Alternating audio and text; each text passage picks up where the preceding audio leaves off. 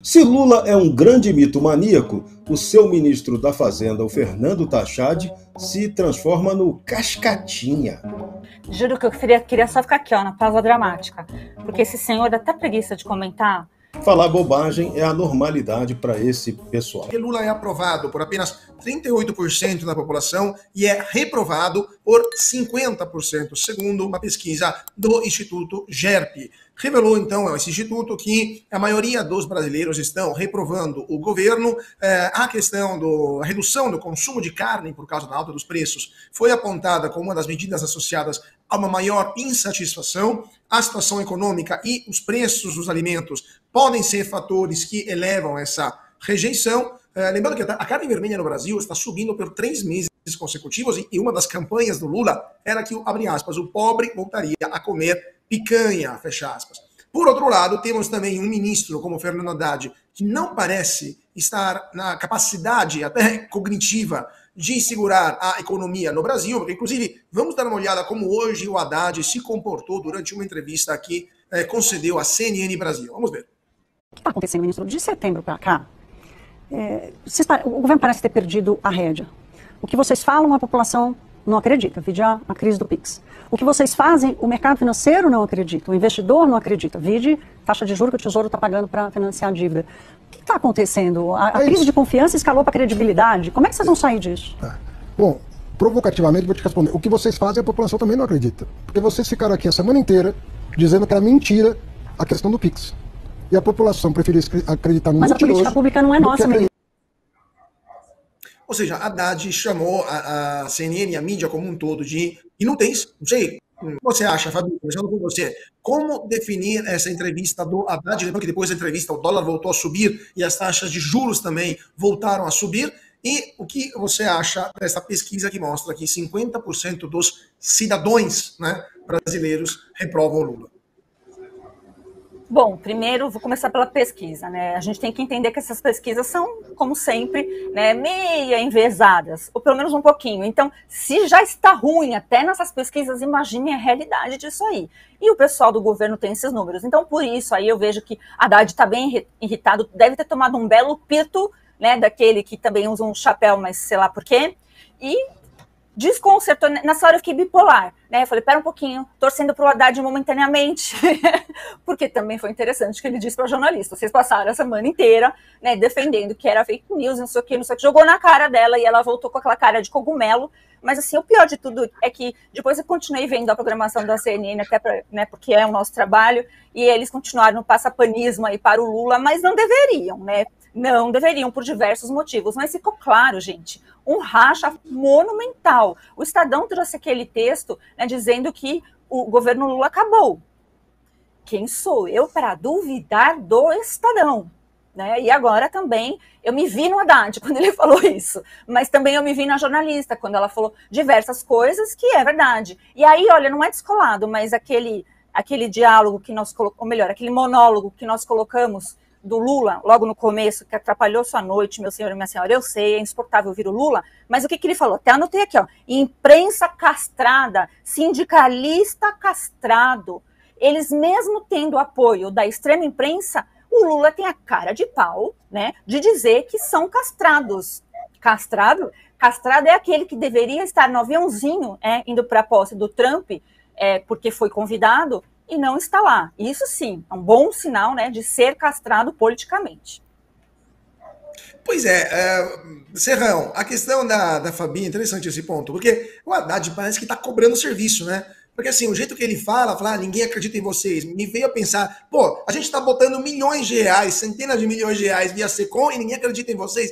Me pareceu quase uma cobrança do pagamento que está sendo feito e não dá resultado, né? Não sei qual foi a sua opinião sobre isso e também, será que o Lula se enganou, foi um ato falho, ao invés de dizer jornalistas castrados, ele queria dizer jornalistas comprados? É uma pequena falha, pode ter acontecido sim. Se Lula é um grande mito-maníaco, o seu ministro da Fazenda, o Fernando Tachad, se transforma no Cascatinha. Hoje o que ele falou de bobagem para a CNN foi assustador. Teve um momento ali em que ele criticou a Argentina.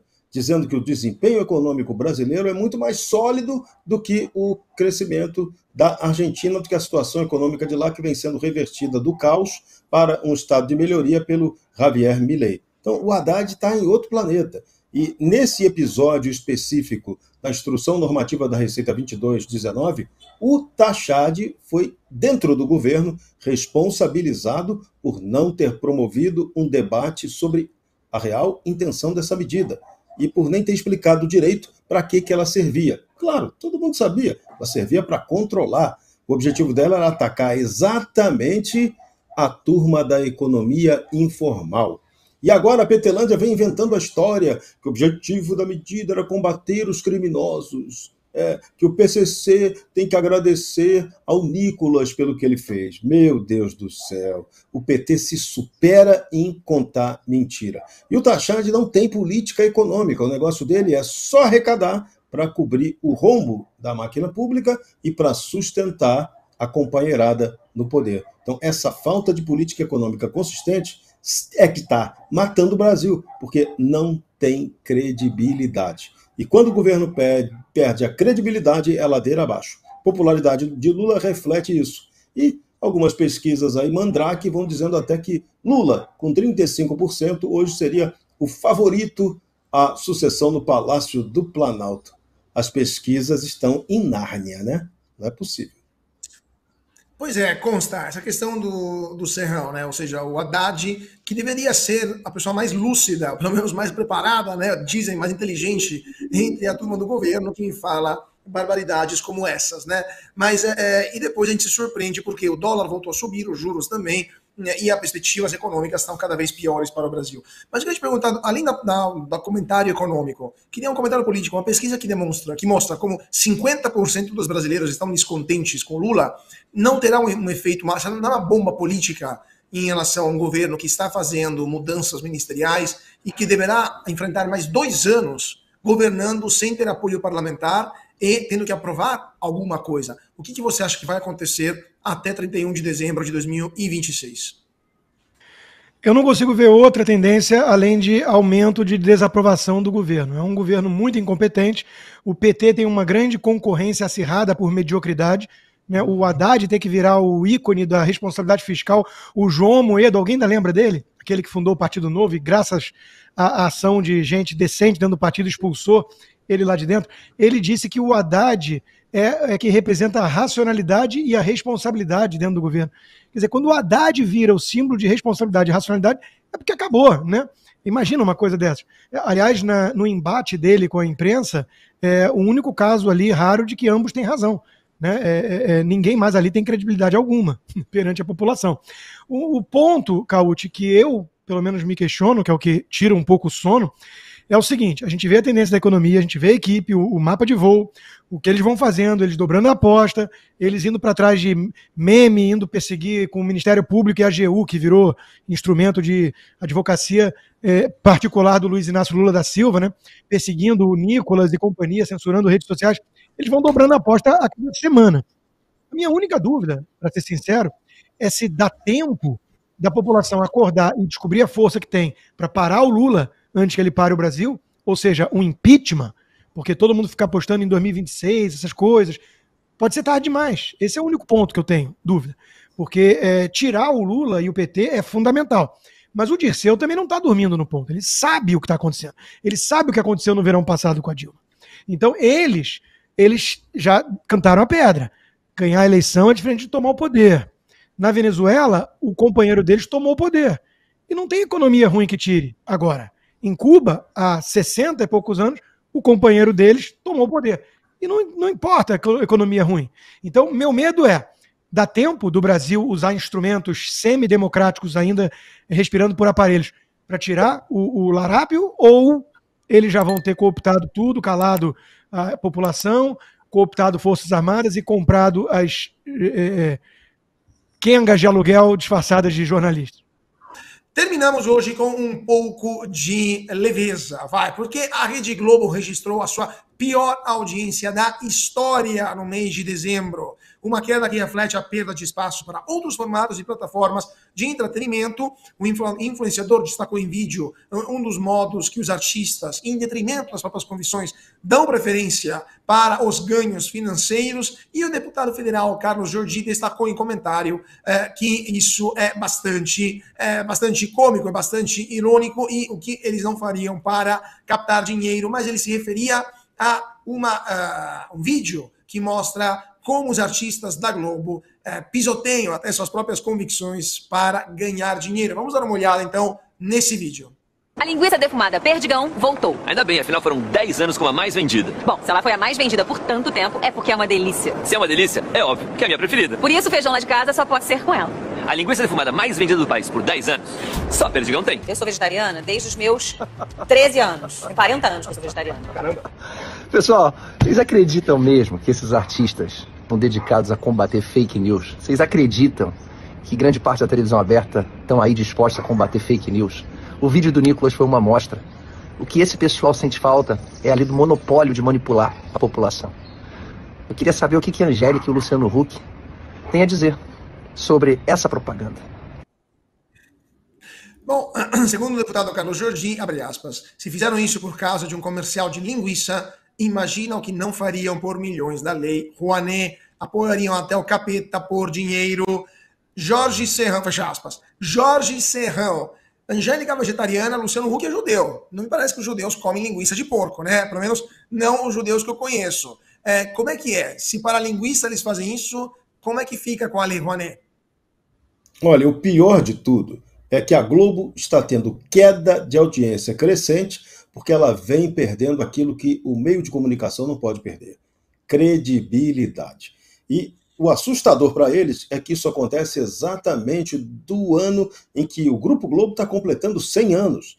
Nesse ano, em 1925, o grande Irineu Marinho fundou o jornal O Globo e teve o azar de morrer um mês depois de fundar o jornal.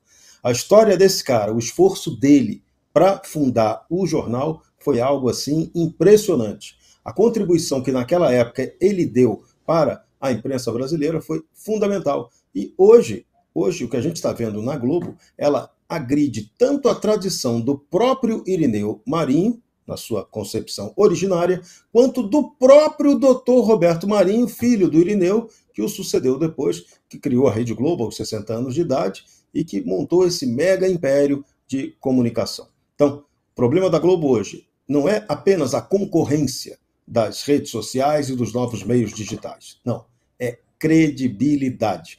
Isso talvez tenha condição de recuperar, mas vai ter que mudar profundamente o modus operandi. Atualmente, esse modus operandi vai levar eles a perder cada vez mais audiência.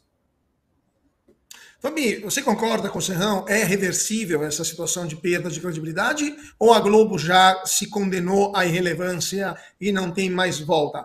Antes disso, pequena correção, o deputado que a gente viu no vídeo não é o Carlos Jordi, claramente, mas é o Luiz Lima. Então, peço perdão, fica aqui a correção. Voltando, Fabi, a Globo tem volta ou já perdeu a cara e não volta mais?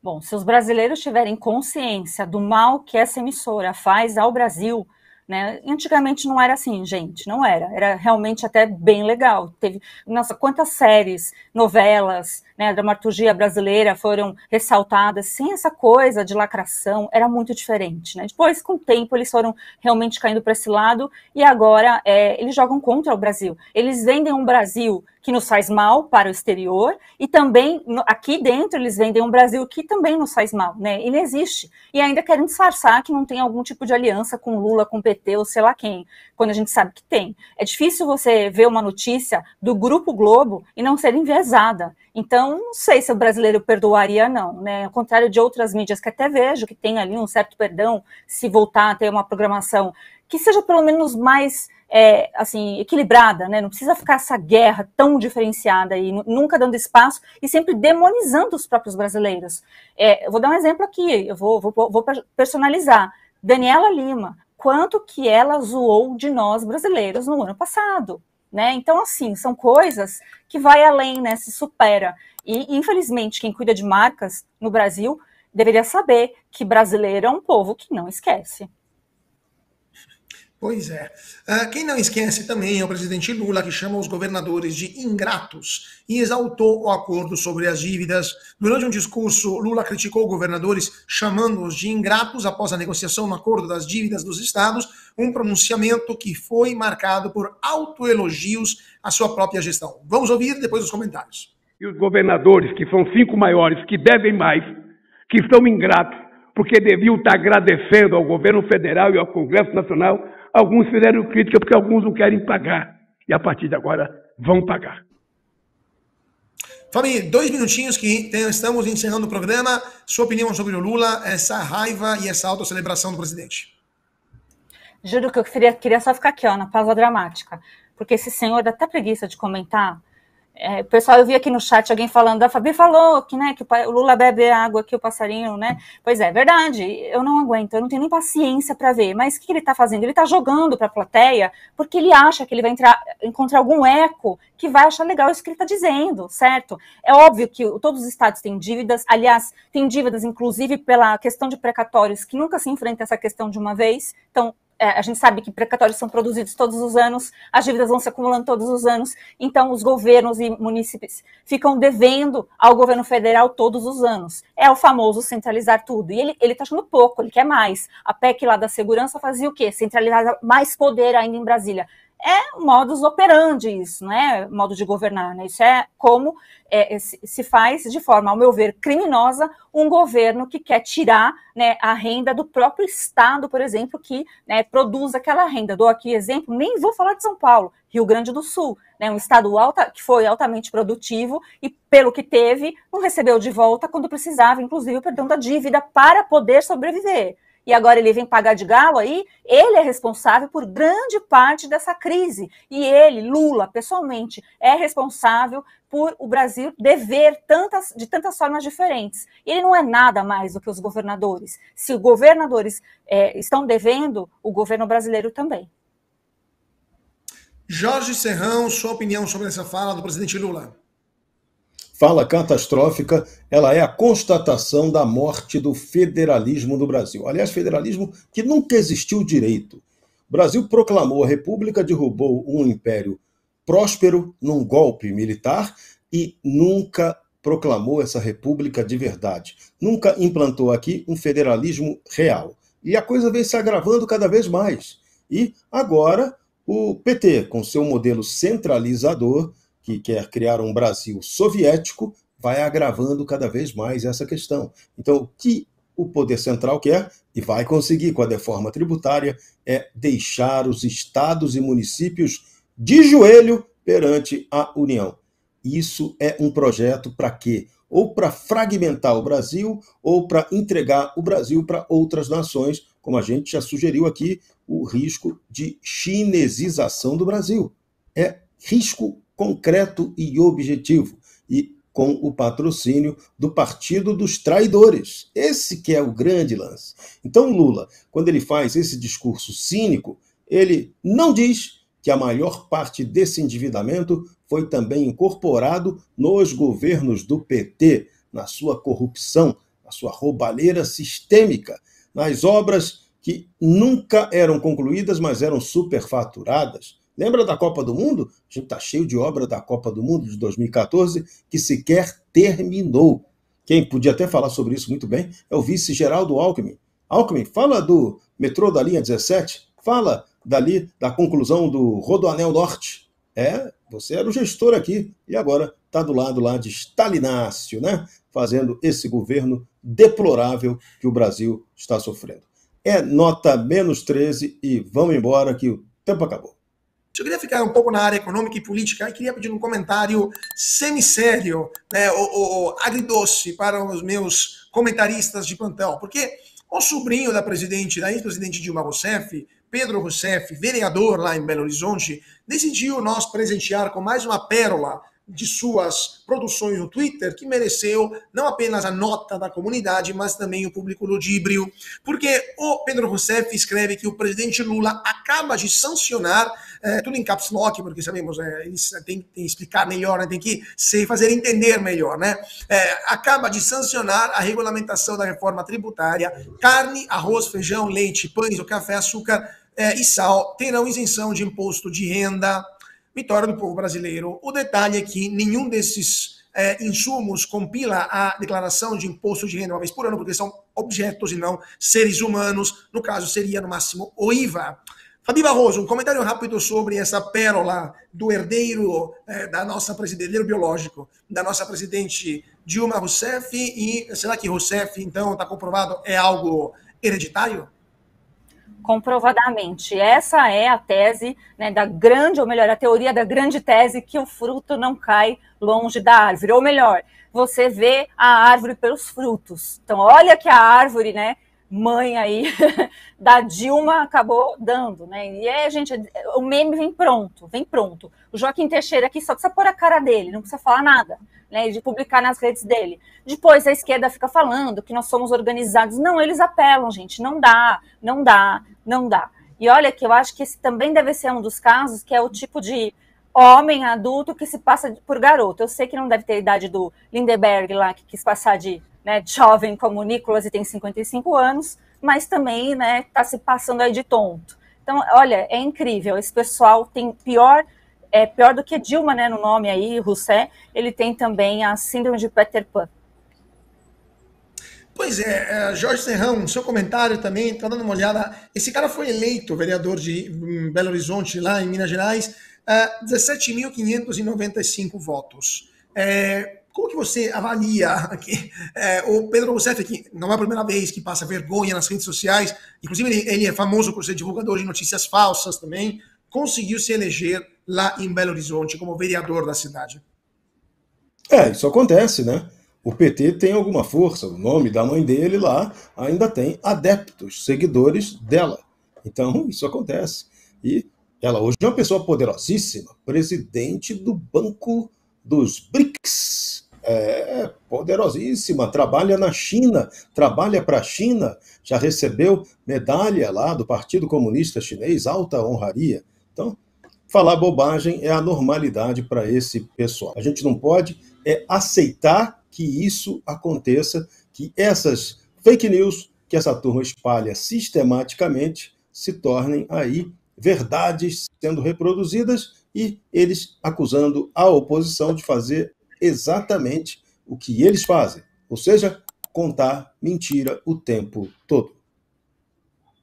Pois é, e não pode criticar o governo, senão é crime. Você quer saber tudo o que acontece hoje no Brasil? Então você tem que assistir ao Bradock Show, o programa que fala de tudo e deixa você informado sobre tudo o que acontece no Brasil e no mundo. Clique aqui e siga o Bradock Show. Palavra de super-herói.